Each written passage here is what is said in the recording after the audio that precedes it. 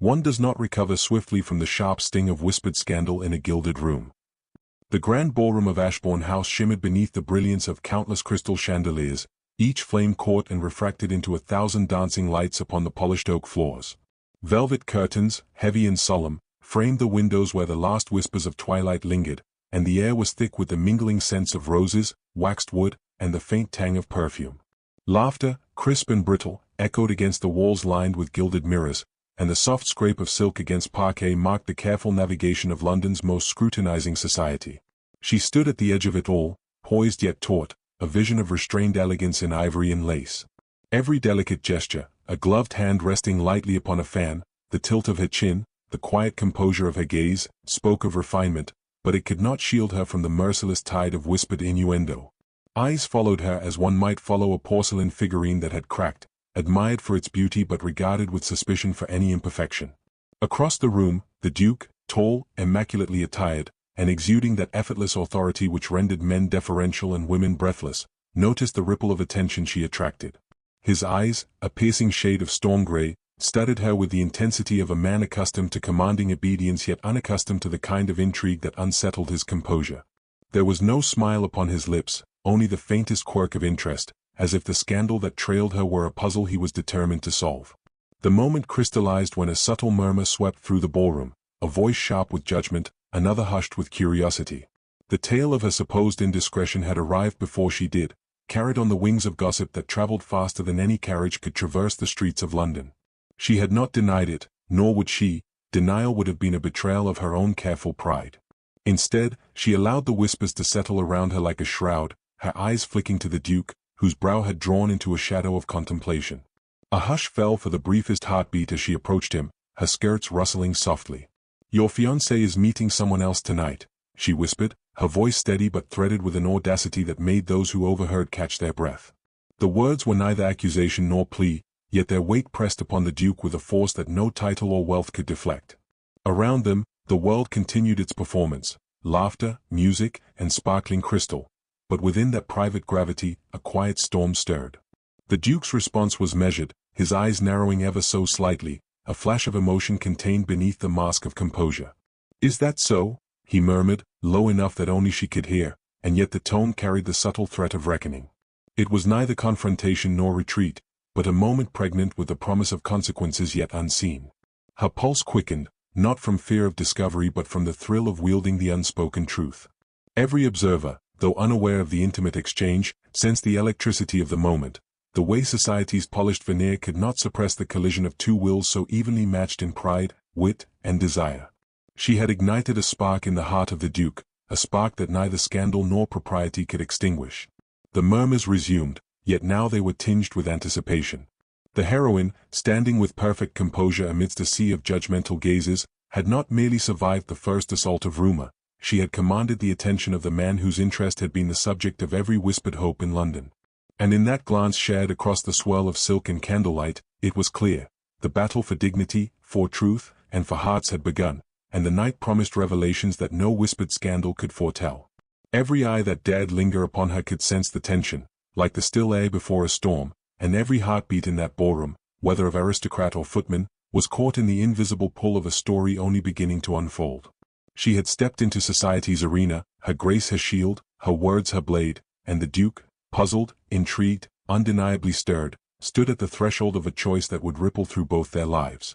The music swelled, masking the quickened rhythm of their hearts, yet the echo of her declaration lingered, reverberating through the opulence, hinting at passion, daring, and a reckoning yet to come. The night was young, but the story had already begun, and no society's judgment could alter the inexorable pull that drew them together beneath the cold, observing gaze of London.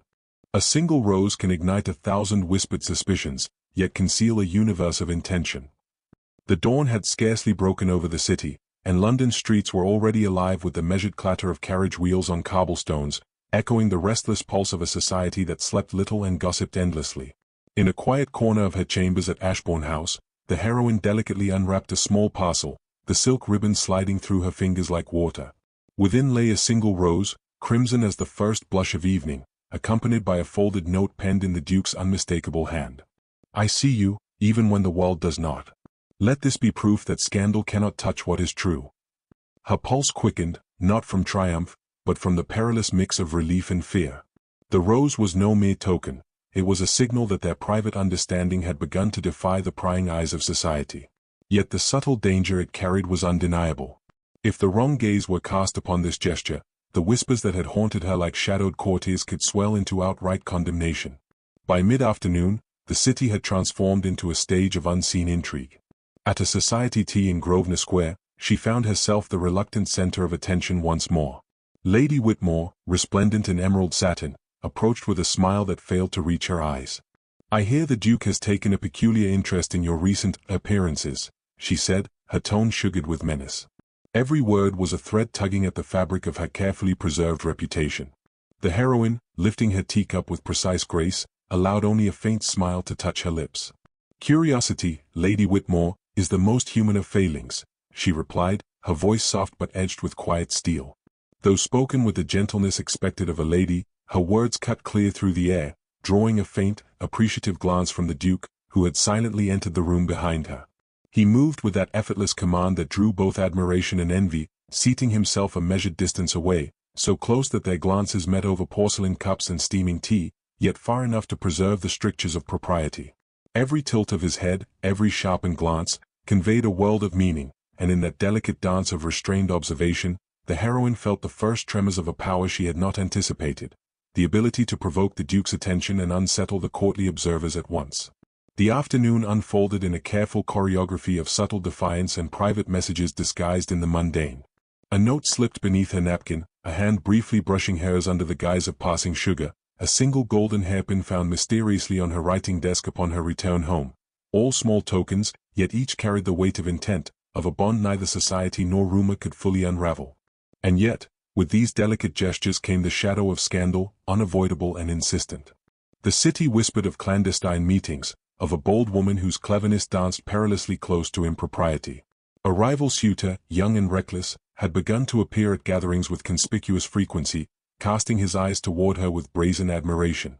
His presence was a provocation, a challenge to the delicate game she and the Duke had begun to play, a test of loyalty and wit that neither could ignore.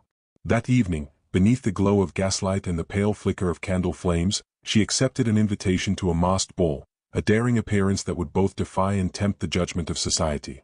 She moved among the guests with calculated elegance, her mask concealing a flush of thrill beneath which curiosity and fear warred openly.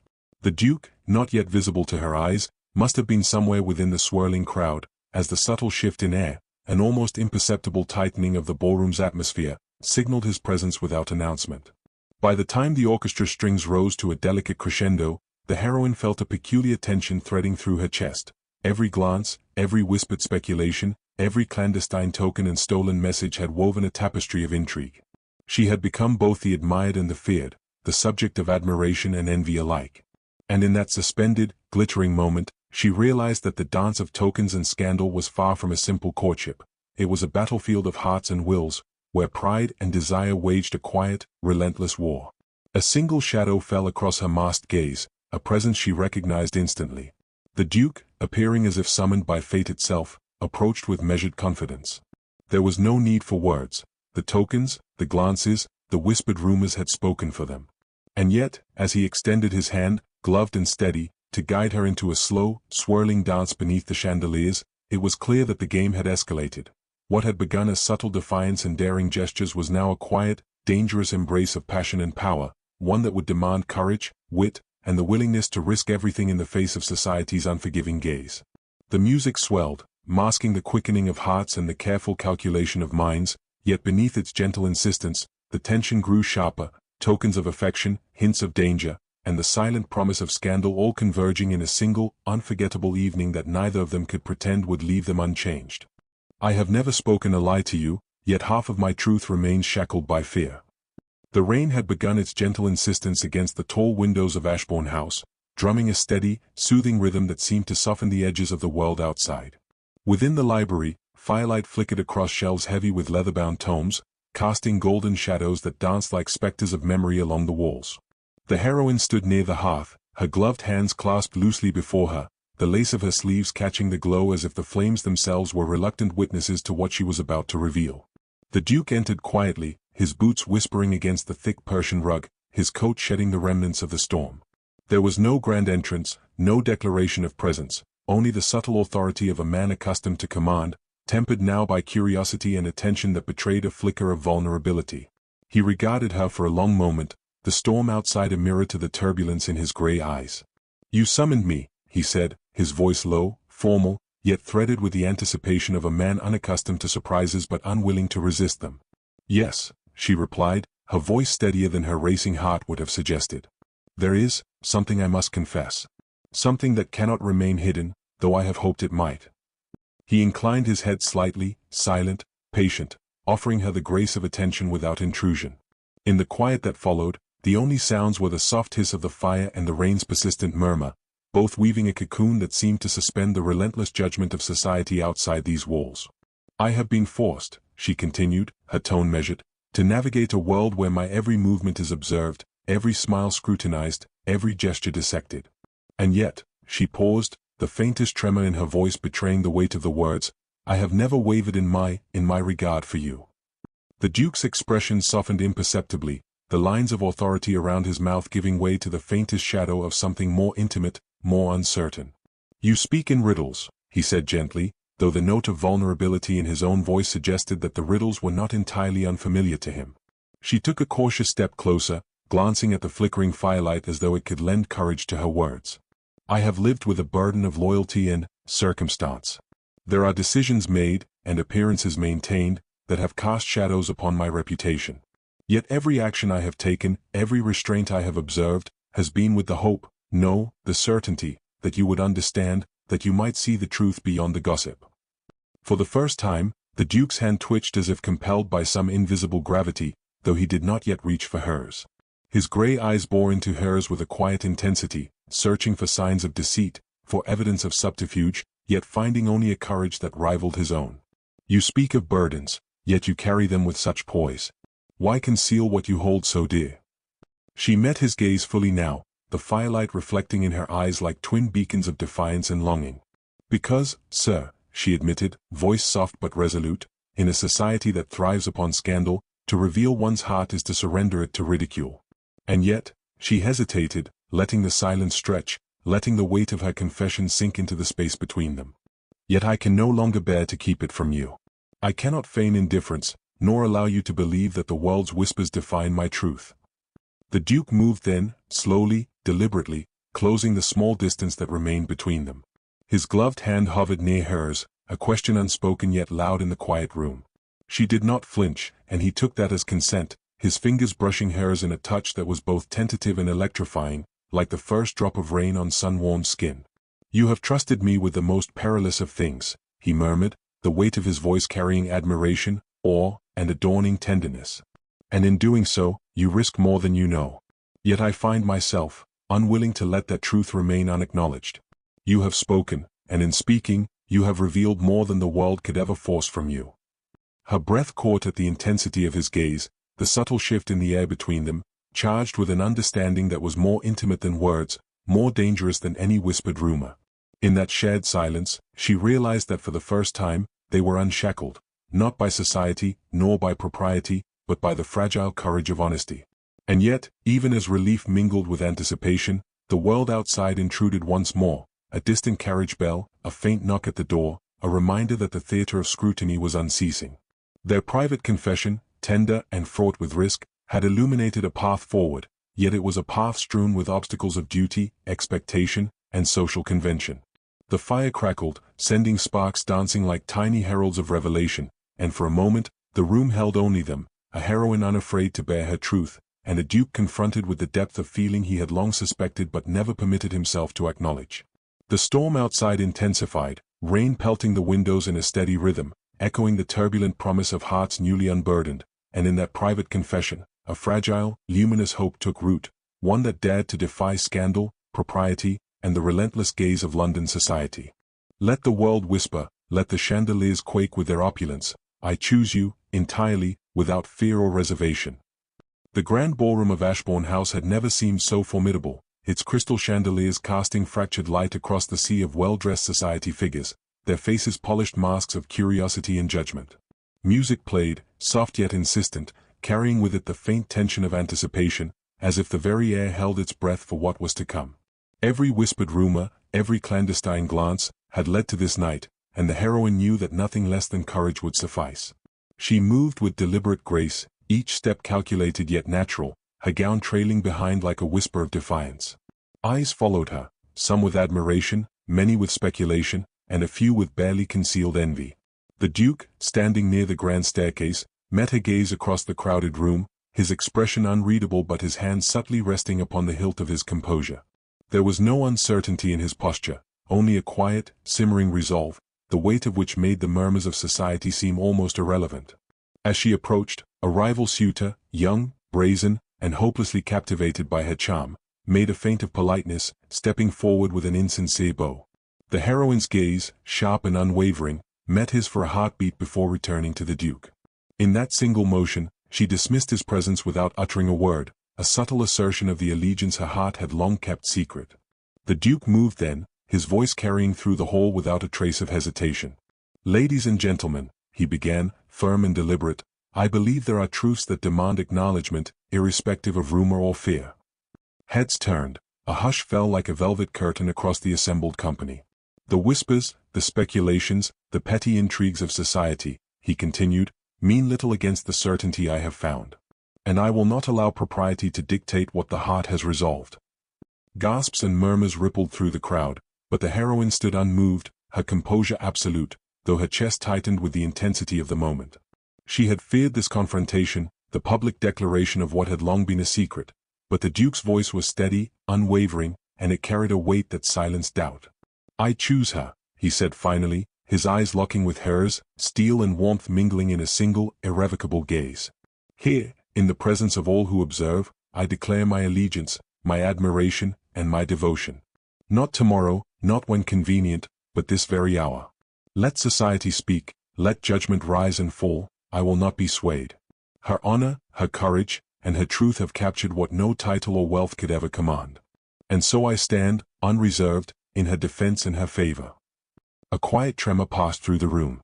The rival suitor's confidence faltered, the whispered speculations of ladies and lords stilled by the force of such unflinching resolve. The heroine's heart beat fiercely, and yet she maintained her poise, her eyes glistening not with fear, but with recognition of the man who had always seen her, beyond rumor and restraint, beyond society's iron rules. Stepping forward, she inclined her head slightly, offering the smallest, most deliberate smile, a gesture that carried both gratitude and the unspoken admission of her own feelings. "And I," she replied, her voice steady yet suffused with emotion, "have long known where my heart lies, though the world has conspired to mask it. In your presence, and in defiance of everything that seeks to diminish us, I give my own truth in return." The Duke extended his hand, gloved yet gentle, and she placed hers within it, the subtle pressure of fingers meeting in a promise neither needed to articulate further. Around them, society resumed its din, but its whispers had lost their sting. The declaration had shifted the balance of power, and the heroine felt a profound liberation in the simple act of standing beside him.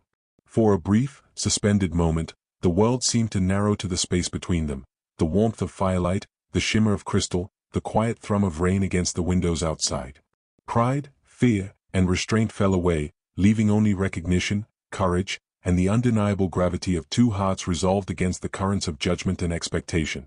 As the orchestra swelled once more, the Duke led her into a slow, deliberate dance, each step a silent echo of their shared triumph over rumor, restraint, and fear. In that movement, in the press of his hand and the certainty of his gaze, they found not merely resolution, but the beginning of a unity forged in courage, honesty, and the quiet defiance of society itself. The room may have watched, society may have whispered, but in that declaration, they alone understood the depth of their truth, and the night, once a battlefield of gossip and longing, had become a stage for the most enduring of triumphs, love acknowledged, hearts aligned, and courage rewarded. In the silence after storms, only the heart's courage remains to claim its due. The carriage rattled along the slick cobblestones of London, its wheels splashing through puddles that mirrored the trembling gaslights above. Inside, the heroine and the Duke sat in a rare, unguarded quiet, the world outside reduced to blurred shadows of wrought iron gates and fog-shrouded streets. The city's endless scrutiny seemed impossibly distant, yet its weight lingered, a reminder that love unspoken had survived only by courage and careful restraint. She turned to him, her gloved hands resting lightly in her lap, fingers brushing against the letter he had pressed into her palm that morning. It bore words of devotion, yes, but also a caution, a recognition of the peril that society's judgment posed. She met his storm-gray eyes, now softened by unspoken understanding. "You could have left," she said quietly. "The whispers alone would have justified your retreat." He shook his head, a faint, almost imperceptible smile touching the corners of his mouth. "I would sooner face every scandal, endure every consequence, than allow your heart to remain obscured by fear or expectation. It is not the world that commands me, but you." The carriage slowed at a familiar garden gate, the wrought iron cold beneath the mist that clung to the air. They stepped onto the gravel path together, the night wrapped around them like a cloak, shielding them from any eyes that might dare intrude. The heroine drew a deep breath, sensing the gravity of what lay ahead, a declaration unshaken by rumor, a union forged in defiance of society, and a final, irrevocable choice. He took her hand, guiding it to his chest, where the steady thrum of his pulse mirrored her own. "I have long known my own desire, yet it is yours I claim, for courage has its own eloquence," he murmured, each word deliberate, resonant with the promise of unyielding devotion. "Speak your truth, unafraid, for I am here to witness it, to honor it, and to answer it with mine." Her voice wavered, but only momentarily. "Then hear it," she whispered, the words trembling yet precise. "I have given my heart in secret, restrained by duty and propriety. I have feared the eyes of the world, but I can fear no longer. I am yours, as fully and irrevocably as you have been mine." A brief pause followed, the night itself holding its breath. Then, with a gentleness that belied his imposing presence, he pressed his gloved lips to her knuckles, an act of both reverence and triumph. "Then we are bound," he said, voice low, intimate, carrying the weight of solemnity and exhilaration alike. "Bound not by expectation, not by rumor, but by the only law that matters, our hearts." The garden seemed to respond, the mist curling around their figures like a curtain drawn to conceal their victory. Each step they took toward the wrought iron bench beneath the ancient oaks was a testament to the trials they had endured, scandal, suspicion, and the subtle cruelties of a society that prized appearances above truth. Yet here, in the silence, each breath, each glance, spoke louder than any rumor could. Pride and courage had won. The Duke lowered himself beside her, and she leaned against him, their silhouettes merging beneath the pale light of the moon. His hand found hers again, fingers interlacing with a certainty that left no room for doubt. "Let them whisper," he said softly, a faint curve of triumph in his voice. "Let them speculate.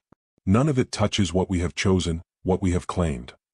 She pressed her cheek to his shoulder, letting the warmth of him steady the last tremors of doubt. "Then we are free," she murmured, a smile playing at her lips, radiant despite the chill of the night. "Free in ways they will never understand, yet perfectly aware of our own truth." The night held them in a private embrace, the city's lights glimmering distantly, powerless to intrude. In that moment, scandal had lost its bite, propriety its chains, and the trials of the heart their authority. Courage had prevailed, honesty had conquered fear, and love, undimmed, unshadowed, and unwavering, had found its rightful claim. As dawn threatened the horizon, painting the mist with soft amber, the heroine and the Duke rose together, stepping into the new day with an unspoken vow. Whatever storms may come, whatever whispers may linger, they would face them as one. In the silence after the tempest, they had discovered not just each other, but the enduring triumph of hearts bold enough to seize their own destiny.